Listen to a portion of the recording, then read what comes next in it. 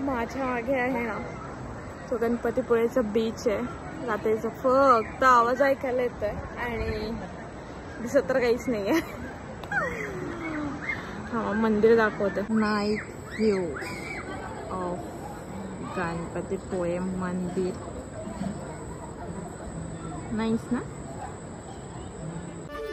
High guys, welcome back to my YouTube channel. आजचा blog थोडा special आहे कारण आज मी तुम्हाला घेऊन चालले रत्नागिरीच्या स्वयंभू गणपतीपुळे मंदिरात. हा माझा फर्स्ट ब्लॉग आहे आणि मी सुरुवात करते आपल्या लाडक्या बाप्पाच्या दर्शनाने. ब्लॉग आवडलास तर शेवटपर्यंत नक्की बघा आणि लाईक शेअर सबस्क्राईब करायला पण विसरू नका. चला तर मग सुरुवात करूया.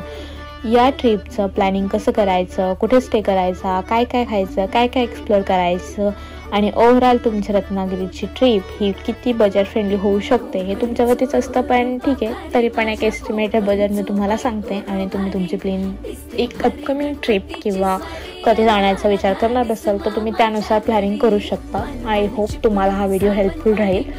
चला तर मग मी सांगते कसं प्लॅनिंग करायचं. तर काय करायचं, 2 days ट्रिप प्लॅन होता हा माझा.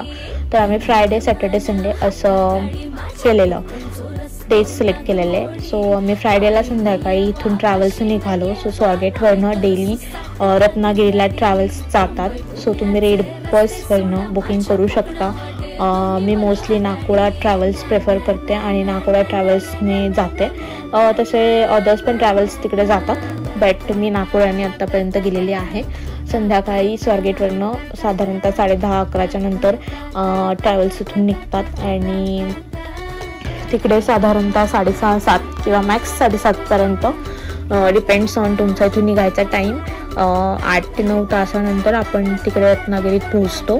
रात्रीचा प्रवास हा AC स्लीपर असल्यामुळे झोपूनच जातो आपण, तर एवढं काही असं वाटत नाही. 8-9 तासाचा प्रवास रात्र अशी निघून जाते. आणि मग काय, तर आपण फर्स्ट डे असतो आपला सॅटर्डे आणि सकाळ सकाळी आपण पोहोचणार रत्नागिरीमध्ये. रत्नागिरीमध्ये पोहोचल्यानंतर नेक्स्ट फर्स्ट प्रश्न असा असतो की बाबा इथून नेक्स्ट ट्रॅव्हल कसं करायचं.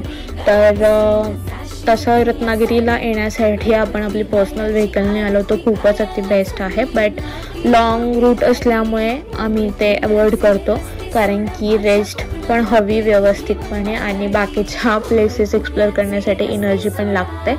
सो ते अवॉइड करण्यासाठी आम्ही ट्रॅव्हल्स प्रेफर करतो. बट ट्रॅव्हल्सने आलं तर इथे स्कूटी रेंटलने भेटतात. सो मी युजली स्कूटी रेंटल हा ऑप्शन चूज करते. तुमच्याकडे दुसरा ऑप्शन असा आहे की इथे ऑटोज वगैरे पण भेटतात, बट ते लोक थोडे जास्त पैसे घेतात. मग तुम्ही ऑटोज बुक करून इकडून तिकडे फिरू शकता जर तुम्ही तुमचं असं पब्लिक ट्रान्सपोर्टने येणार असेल तर.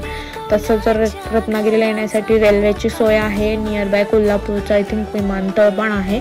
बट रत्नागिरीमध्ये खूप सारे प्लेसेस आहेत विजिट करण्यासाठी, तर ते पर्सनल व्हेकलच प्रेफरेबल राहते.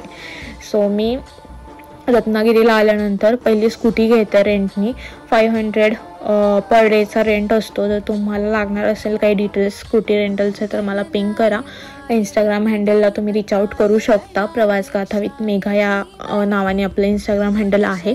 मी तुम्हाला तुमचे डिटेल्स शेअर करेल तिथे.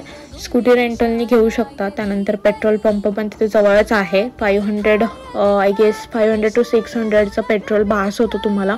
खूप झालं म्हणजे ॲक्च्युली 2 daysच्या ट्रिप प्लॅनच्या हिशोबाने.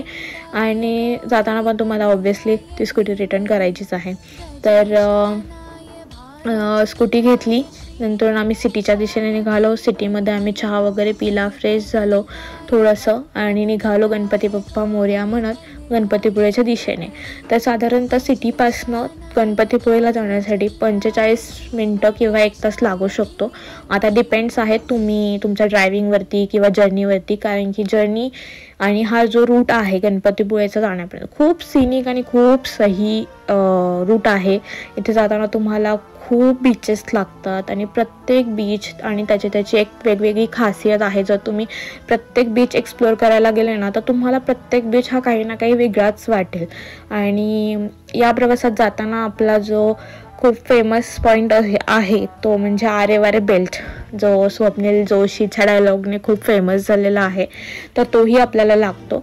सो जर तुम्ही थांबत थांबत गेले तर थोडासा मला टाईम जास्त लागू शकतो गणपतीपुळेला पोहोचायला, बट मी प्रेफर करते की मी आधी सिटीतनं एक्झिट करून रीच आउट करते गणपतीपुळेला आणि गणपतीपुळेपासून मी बाप्पाचं दर्शन घेते आणि दर्शन घेऊन मग माझे जे बाकीचे स्पॉट बघायचे मी लिस्ट ऑन केलेले आहेत तर ते एक्सप्लोर करायला चालू करते.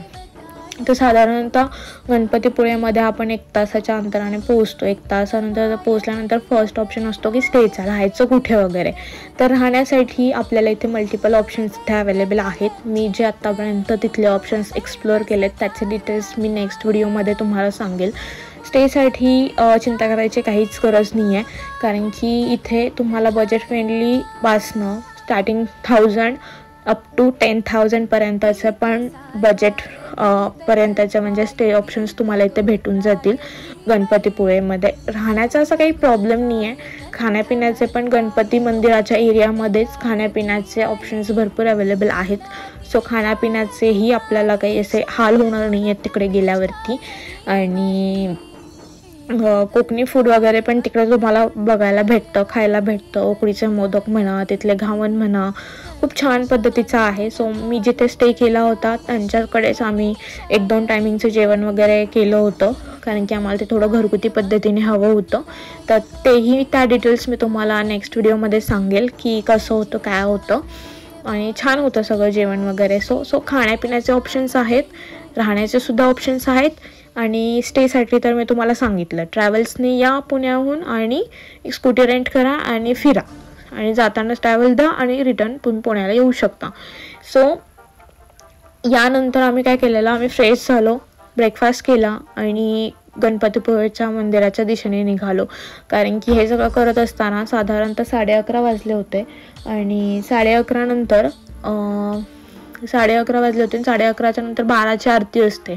सो गणपतीपुळेच्या मंदिरात साधारणतः 4 ते 5 वेळा आरती होते गणपतीची. तर 12ची आरती ही मला मिस करायची नव्हती. सो आम्ही गेलो, फुलं वगैरे घेतली, नारळ वगैरे घेतला देवासाठी आणि स्वयंभूचं ते रूप पाहून मनाला इतकी शांतता आणि पीस भेटला. तिथलं वातावरणच वेगळं आहे खूप, माहिती आहे का.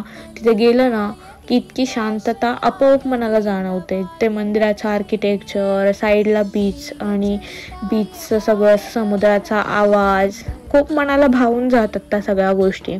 तर आम्ही 12ची आरती केली, त्यानंतर आम्ही फोटोशूट केलं, शॉर्ट्स घेतले. तुम्ही माझे ड्रोन शॉट बघू शकता इथे की ड्रोन शॉट किती सही आले आहेत आणि खूप छान दिसतं. एकीकडे बीच, एकीकडे मंदिर.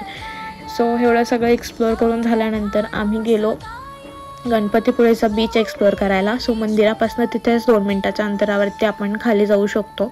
आणि ओव्हरऑल अख्ख्या रत्नागिरीच्या बीचेस सिरीजमध्ये खरं तर गणपतीपुळे हा एकमेव बीच असा मला आत्तापर्यंत दिसला की जिथे वॉटर स्पोर्ट ॲक्टिव्हिटीज ॲक्च्युली आपल्याला करायला भेटतात. तर तुम्ही इथे वॉटर स्पोर्ट ॲक्टिव्हिटीज एन्जॉय करू शकतात. मॉर्निंगला किंवा इव्हिनिंगला इथे खूप क्राऊड असतो वॉटर स्पोर्ट ॲक्टिव्हिटीजसाठी. सो जर तुम्हाला करायचं असतील तर तुम्ही इथे करू शकता. तुम्ही तुमच्या इथे आराम के साथ वॉटर स्पोर्ट ॲक्टिव्हिटीजसाठी 2 ते 3 तास जाऊ शकतात तुमचे, डिपेंड्स ऑन दॅट. आणि मग तुम्ही भिजून वगैरे येऊन तुम्ही तुमच्या रूमला जाऊन फ्रेश वगैरे होऊन तुम्ही तुमची नेक्स्ट जर्नी प्लॅन करू शकता. सो हे होते आपल्या दिवसातले फर्स्ट 2 स्पॉट, गणपतीपुळे मंदिराचं दर्शन आणि गणपतीपुळेचा बीच एक्सप्लोरेशन. तुम्हाला या 2 गोष्टी कशा वाटल्या मला नक्कीच सांगा. आणि बाकीचे डिटेल्स, बाकीचे प्लेसेस, काय काय बघायला अजून आहे तिकडे, या सगळ्या गोष्टींबद्दलची मी माहिती माझ्या अपकमिंग ब्लॉग्समध्ये नक्कीच देणार आहे. आणि हो, तुम्हाला जर हे एक्सपिरियन्स करायचं असेल तर गणपतीपुळे मंदिर नक्कीच व्हिजिट करा. कोकण भाई, कोकण काय आहे हे तुम्हाला तिकडे गेल्यावरती कळेल. ॲक्च्युअल कोकण काय आहे. अलिबाग झालं, दापोली झालं, दिव्यागर झालं, याच्या पलीकडे पण काय असेल ना तर रत्नागिरी भाई, प्लॅन नक्कीच करा. थँक्यू.